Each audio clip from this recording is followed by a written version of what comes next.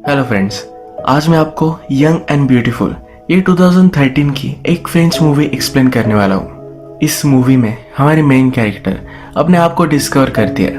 उसके बाद एक गलत रास्ता यानी प्रोस्टिट्यूशन में चली जाती है। इसके बाद कुछ होता है जिससे उसकी पूरी लाइफ चेंज हो जाती है। ये आज की हमारी मूवी की स्टोरी लाइन है।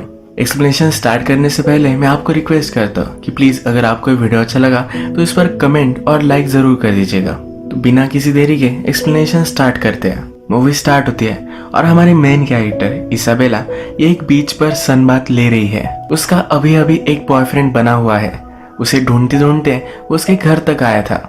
इसाबेला कहाँ है ये किसी को भी पता नहीं था। उसे ढूंढते हुए उसका ब्रदर विक्टर ये सी शोर तक आया। उसे बताता है कि उसका बॉयफ्रेंड आया हुआ था। इसाबेला बोलती है कि मदर को ये सब बात नहीं पता चलनी चाहिए। उसकी मदर उसे बहुत सारे क्वेश्चंस पूछेगी और उसे अच्छा नहीं लगता। और एक प्रॉब्लम ये भी है कि इसाबेला फ्रेंच है और उसका बॉयफ्रेंड जर्मन। ये बात जब किसी को पता चलती है तो क्रिंजी मूवमेंट हो जाता है, तो इसलिए छुपा कर रखना चाहती है। इसाबेला चाहती थी कि मदर को पता ना चले, पर मदर को पता चल चुका है। मदर इसाबेला को कहती है कि एक रात वो हमारी फैमिली के साथ डिनर कर सकता है। इसाबेला कहती है कि वो इतना स्मार्ट नहीं है, मैं उसे कहीं भी इन्वाइट नहीं करना चाहती। इसाबेला का बॉयफ्रेंड बीच पर था तो वो भी वहां पहुंच गई। बॉयफ्रेंड का नाम फिलिक्स है। फिलिक्स इसाबेला के पास आता है। रात में एक पार्टी होने वाली है तो उसमें उसे इनवाइट करता है। वो पार्टी में तो जाना चाहती है, पर अगर सबके सामने गई तो प्रॉब्लम आ सकता है। उसका ब्रदर उसकी फैमिली को डिस्ट्रैक्ट करता है और इसाबेला पीछे के दरवाजे से निकल जाती है। इसके बाद हम देखते हैं कि इसाबेला और फिलिक्स ये दोनों बीच पर वॉक करते हैं, आइसक्रीम खाते हैं, बीच की सैंड पर हैंग आउट करते हैं। ये दोनों फिर यही इंटीमेट हो जाते हैं। इसाबेला का यह फर्स्ट टाइम था। रात में फिलिक्स इसाबेला को घर तक छोड़ने के लिए आता है। इसाबेला का ब्रदर वरीड था तो इसाबेला के रूम में ही सो रहा था।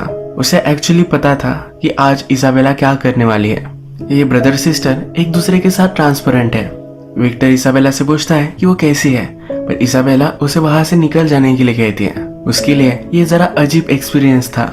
एक दो दिन में इसाबेला का 17th बर्थडे आता है। यह सेलिब्रेशन के लिए उसने फिलिक्स को नहीं बुलाया। यह समर चल रहा था। अपने फादर से मिलने के लिए यहाँ वो आई हुई थी।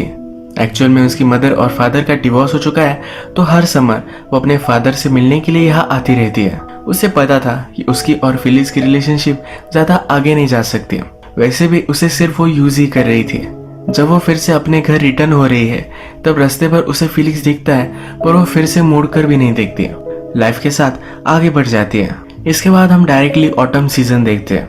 बहुत सारा टाइम गुजर चुका है।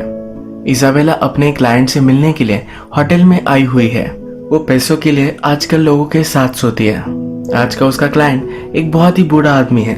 वो जब इसाबेला को देखता है तो कहता है कि तुम्हारी एज तो तुमने बहुत ही ज्यादा बताई थी। उसे वो अंडर एज लगती है। इसाबेला भी कहती है कि तुम भी तुम्हारे फोटो जैसे नहीं हो। उसने एक ऑनलाइन वेबसाइट पर रजिस्टर किया था जिससे उसे क्लाइंट मिलते हैं। इसी वजह से इन दोनों को जो इन्फो मिली है ये ऑब्वियसली जरा सी गलत है। ये जो अब होटल का क्लाइंट है इसका नाम है जॉर्ज। जॉर्ज फिर इसाबेला को उसके पास बैठने के लिए कहता है। उससे वो पूछता है क्या तुम स्टूडेंट हो। इसाबेला कहती है कि हाँ। वो कहता है कि आजकल हालत ही खराब चल रहे हैं। जॉर्ज फिर इसाबेला को उसके पास बैठने के लिए कहता है। उसे सहारता है और बोलता है कि तुम्हारी आईज बहुत ही ब्यूटीफुल है, इनमें एक अजीब सा दर्द है। इसके बाद ये दोनों इंटीमेट हो जाते हैं। इसके बाद हमें डायरेक्टली इसाबेला का क्लासरूम दिखाया जाता है। इस क्लासरूम में एक पोएम पर डिस्कशन चल रही है। वो पोएम क्या थी ये इम्पोर्टेंट नहीं है, क्योंकि इस डिस्कशन से इस मूवी की स्टोरी पर एक बैकग्राउंड कमेंट्री की जाती है। इसमें से एक लड़का कहता है कि समर था, समर में आपको जॉयफुल एक हैप्पीनेस महसूस होता है, उसमें जो नशा है इसके बारे में पोएम थी। दूसरा लड़का कहता है कि ये पोएम जॉय और सैडनेस के बारे में है। एक एडवेंचर हुआ पर उसके बाद भी आप अकेले ही रह गए। इसमें से दूसरी लड़की कहती है कि ये पोएम प्यार ढूंढने के बारे में है।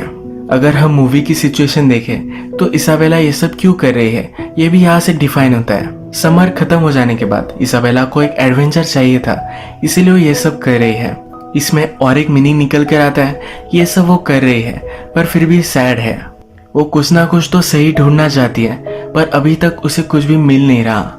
इसाबेला के क्लास में एक लड़का उसे पसंद करता है, पर उसे वो ज्यादा भाव नहीं देती है। इसाबेला कंटिन्यूसली अलग अलग क्लाइंट से मिलती रहती है। एक बिजनेसमैन उसे हायर करता है। सिर्फ अपने आप को प्लीज करता है पर उसे टच भी नहीं करता। उसे वो पूरे पैसे नहीं देता। इजाबेला उससे पूछती है तो कहता है कि तुम्हारी इतनी ज्यादा प्राइस नहीं है। वो उस पर कुछ भी कर नहीं पाती है। एक दिन उसकी मदर उसे थिएटर ले जाना चाहती है। इजाबेला कहती है कि मुझे बहुत सारा स्टडी करना है, मैं नहीं आ सकती। उसकी मदर उसे समझाती है कि जब मैं तुम्हारी एज की थी तो बहुत मजे करती थी, पार्टीज में जाती थी, अलग अलग चीजें ट्राई करती थी। ये कन्वर्सेशन थोड़ी सी क्वर्की है क्योंकि इजाबेला क्या करती है इसके बारे में मदर को कुछ भी आइडिया नहीं है। जब वे थिएटर पहुंचते हैं वहां पर इजाबेला को उसका क्लाइंट जॉर्ज दिखता है। वो एक दूसरी लड़की के साथ वहां आया हुआ है। इंटरवल में इजाबेला उसके सामने जाकर उसे डर्टी लुक देती है। यहाँ पर इजाबेला नोटिस करती है कि उसकी मदर उनके फैमिली फ्रेंड के साथ फ्लर्टिशियसली बात कर रही है। उसे लगता है कि उसकी मदर का अफेयर चल रहा है। ऑलरेडी इजाबेला को उसके स्टेप फादर और मदर के साथ रहना पड़ता है। थोड़ी देर में इजाबेला को जॉर्ज का मैसेज आ जाता है। इसके बाद ये रेगुलरली मिलने लग जाते हैं। एक दिन वो जॉर्ज से पूछती है कि थिएटर में तुम्हारे साथ वो लड़की कौन थी। जॉर्ज कहता है कि वो मेरी डॉटर थी। बहुत सालों तक हमने एक दूसरे से बात नहीं की थी। अब मैं हम दोनों में रिलेशनशिप सुधारना चाहता हूँ, इसलिए मैं उससे मिलता रहता हूँ। इजाबेला उससे पूछती है क्या तुम अच्छे हस्बैंड हो। कहता है कि मैं ट्राई करता हूँ। जॉर्ज इजाबेला से भी उसके बारे में पूछना चाहता है पर वो कुछ भी बताती नहीं। इस बार जब वो इंटीमेट हो रहे थे तो अचानक से हार्ट अटैक की वजह से जॉर्ज की डेथ हो जाती है। इजाबेला बहुत डरती है, उसे बचाने की कोशिश करती है पर कर नहीं पाती। वो जल्दी से वहां से भागने की कोशिश कर रही थी पर बाथरूम में वो गिर गए। उसके सर पर थोड़ी सी चोट आती है। यही बाथरूम में जॉर्ज कुछ परफॉर्मेंस की गोलियां लेता था, ये भी उसे मिलती है। इन्हीं गोलियों की वजह से उसे हार्ट अटैक आ गया। पुलिस को पता चलने के बाद इन्वेस्टिगेशन होती है। डायरेक्टली इजाबेला की मदर सिल्विया के पास पुलिस आते हैं। इजाबेला क्या करती है इसके बारे में सब कुछ बताते हैं। जो इंसिडेंट हुआ था इसके बारे में भी मदर को पता चलता है। मदर पहले तो बिलीव नहीं कर पाती। उसे लगता है कि इजाबेला ये सब नहीं कर सकती। जब पुलिस उसे सब सबूत दिखाते हैं, इजाबेला जिस होटल में जाती थी वहां के सीसीटीवी कैमरे से निकाले हुए इमेज जब वो देखती है तब उसे शॉक लगता है। पुलिस उसे कहते हैं कि इजाबेला 17 साल की है, इसी वजह से उसे कुछ भी सजा वगैरह नहीं होगी। लीगली तो उसे विक्टिम ही माना जाएगा। और भी इन्वेस्टिगेशन के लिए सिल्विया के साथ वो घर पर आते हैं। इजाबेला का लैपटॉप वगैरह देखते हैं। वहां पर उन्हें इजाबेला इंटरनेट से क्लाइंट ढूंढती थी ये सब पता चल जाता है। इजाबेला ने सब कुछ पैसे सेव करके रखे थे, ये सब पैसे भी उन्हें मिल जाते हैं। जब इजाबेला घर पर आती है तो उसकी मदर उसे बहुत मारती है। उसे पूछती है तुमने किया क्यों। इजाबेला उसे कुछ भी नहीं बताती। मदर अब इजाबेला को लेकर बहुत ही वरीड है। उसका हस्बैंड उसे समझाता है कि इजाबेला बहुत ही ब्यूटीफुल है, उसे ऑफर मिली होगी, शायद वो रिफ्यूज नहीं कर पाए। अब नेक्स्ट सीन में इजाबेला पुलिस को स्टेटमेंट दे रही है। एक्चुअल में को एक आदमी ने अप्रोच किया था। उसने उसके साथ सोने के लिए इजाबेला को एक डील दी। अपना नंबर देकर वहां से वो चला गया। इजाबेला कहती है कि मैंने सोचा और मुझे लगा कि मुझे ट्राई करना चाहिए। जब वो उस आदमी के साथ थी तो उसे कुछ फील नहीं हुआ। जब पहली बार वो अपने फर्स्ट बॉयफ्रेंड के साथ थी तभी भी उसे कुछ भी फील नहीं हुआ था। वो कहती है कि फर्स्ट टाइम ये सब करना मुझे अच्छा नहीं लगा पर बाद में मुझे फिर से करना चाहिए ऐसा लग रहा था। उसने फिर एक सेकंड फोन ले लिया। उसी से वो क्लाइंट से बात करती थी। लेडी ऑफिसर उससे पूछती है क्या तुम कंटिन्यू करने वाली हो। इजाबेला कहती है कि मुझे पता नहीं है।